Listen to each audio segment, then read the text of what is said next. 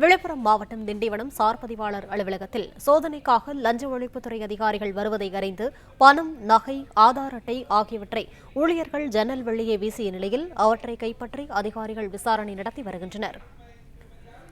கூடுதல் விவரங்களை செய்தியாளர் சையத் வழங்க கேட்கலாம். சையத், வணக்கம். விவரங்களை சொல்லலாம்.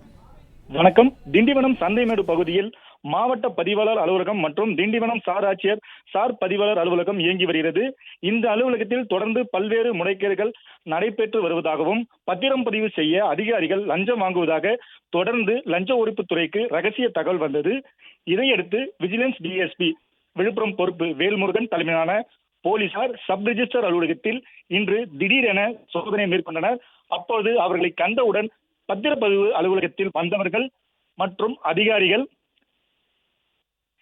அவர்கள் கையில் வைத்திருந்த பணம், நகை மற்றும் பாஸ்புக், ஆதார் கார்டு ஆகியவை ஜன்னல் வழியாக வீசி சென்று அங்கிருந்து தப்ப முயன்றனர். அவர்களை லஞ்ச ஒழிப்புத்துறையினர் மடக்கி பிடித்து சோதனை செய்ததில் கணக்கில் வராத 3 லட்சத்துக்கும் மேலான பணம், 4 பவுன் தங்க நகை ஆகியவை பறிமுதல் செய்து அவர்களை 2 மணி நேரத்துக்கு மேலாக விசாரணை செய்து வருகின்றனர். மேலும் அருகே உள்ள ஆவண எழுத்தாளர் அலுவலகத்திலும் சோதனை செய்து வருகின்றனர். லஞ்ச ஒழிப்புத்துறையினர் சோதனை செய்வதை கண்ட ஆவண எழுத்தாளர்கள் தங்கள் அலுவலகத்தை மூடிவிட்டு அங்கிருந்து தப்பிச் சென்றுள்ளனர்.